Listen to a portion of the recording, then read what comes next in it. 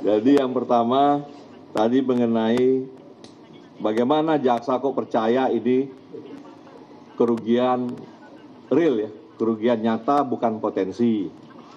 Ini kan hasil diskusi lama dengan teman-teman auditor yang awalnya didukung dari perhitungan kerugian dari ahli. Tadi sudah disampaikan oleh Ibu Deputi bahwa kerugian atas perbuatan kerjasama PT Timah ini dengan smelter itu ada 2,285. Perbuatannya apa? Nah ini kan PT Timah ke smelter swasta menyampaikan untuk pengolahan ke smelter swasta, kemudian ada kerjasama atas pengolahan tersebut. Nah ini timbul kerugian dihitung dari sisi kerjasama tersebut.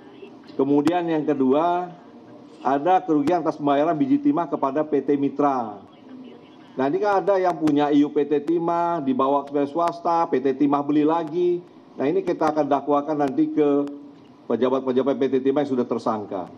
Nah yang ketiga yang saya lihat polemik, dan banyak betul masuk pertanyaan ke saya juga, WA, bagaimana 271 ini kerugian lingkungan kok bisa jadi kerugian tipikor. Yang saya tanya dengan penyidik pertama adalah, apakah kerugian lingkungan hidup ini yang dihitung oleh ahli ini menjadi kewajiban untuk dibayar? Nah ini kewajiban. Nah tentunya penyidik kan menjawab bukan asal ini kewajiban, tetapi dengan ketentuan-ketentuan di undang-undang. Contohnya undang-undang Minerba ya. Minerba. Dan dengan dasar-dasar itu kita yakini, oh ini kewajiban yang tidak bisa dihindari oleh negara. Pertanyaan yang kedua, siapa yang akan bayar? Yang bertanggung jawab untuk menutupi kerugian yang sudah dihitung ini. Kan tadi ada kerugian ekonomi, kerugian ekologis, kemudian kerugian rehabilitasi lingkungan. Apakah kita bisa menghindar tiga ini? Saya bilang nggak bisa.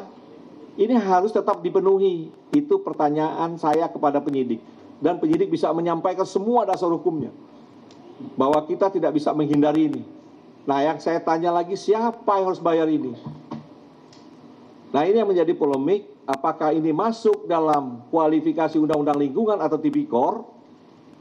Ternyata ya, penyidik ketika melakukan expose di hadapan kami, itu kita lihat bahwa perbuatan ini dilakukan di dalam kawasan IUP PT Timah. Sehingga kewajiban ini melekat ada di PT Timah. Pertanyaan ketiga, apakah kita ikhlas PT Timah ini akan membayar sebesar ini? Sedangkan PT Timah yang kita ketahui juga tidak pernah untung. Rugi terus. Jadi siapa yang makan uang timah ini? Maka saya minta ke penyidik, ini harus dibebani kepada mereka yang menikmati timah hasil mufakat jahat tadi. Nah itu kira-kira bagaimana penyidik akhirnya meyakini, oh ini harus memang dipenuhi. Contoh perkara yang pernah kami lakukan banyak seperti itu. Satu contoh aja lah. Jadi ada pelakunya Dirut BUMN dengan menggunakan BUMN-nya mengajukan proposal pembiayaan. Ya. Nah, kemudian dibiayai oleh bank. Dibiayai oleh bank. Ini bank asing nih. BHS kalau salah. Bank asing di Singapura dibiayai. HSBC membiayai. Ini sudah inkrah nih. Nah, ketika sudah dibiayai, ternyata si oknum direksi ya, ada beberapa orang tersangka, saya lupa itu.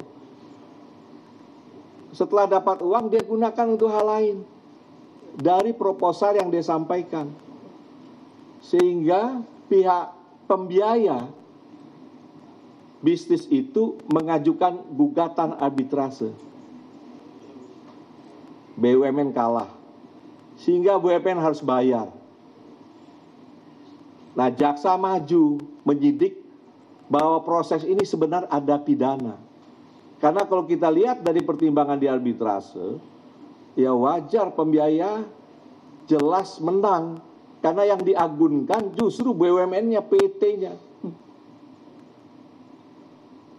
Nah, kejaksaan masuk membuktikan di rootnya bahwa ini yang diajukan kepentingan oknum, uangnya juga dikelola ya, dengan tidak benar sebagaimana ketentuan BUMN, ya, dan itu ternyata hakim sependapat bahwa itu tipikor.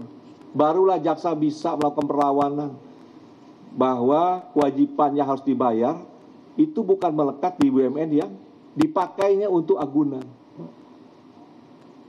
Pertanyaannya adalah negara belum bayar, tetapi hakim dalam putusannya melihat bahwa negara tidak bisa menghindar, harus bayar, tinggal tunggu waktu. Dan itu masuk dalam kualifikasi kerugian negara. Yang jelas negara belum mengeluarkan. Banyak perkara lain. Yang kita sidik juga sekarang Budi Said, Surabaya. Negara kalah harus bayar berapa T itu? 1,3 triliun. 3 triliun. PT Antam.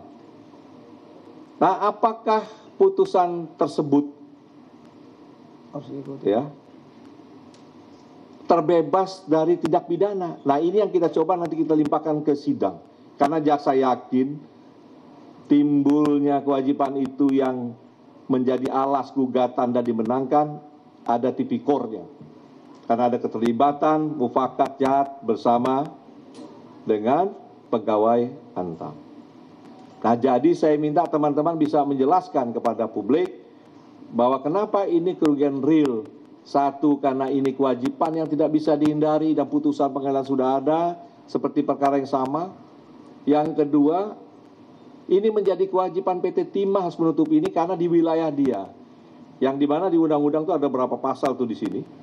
Ya, ini menjadi kewajiban pemegang iupnya.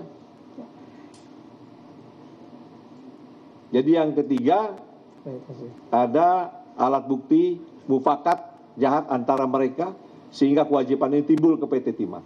Nah, kira-kira seperti itu cara berpikir sehingga kami yakin bahwa ini kerugian real, bukan potensi yang harus ditanggung oleh PT Timah secu negara. Ya, jelas ya? Oke.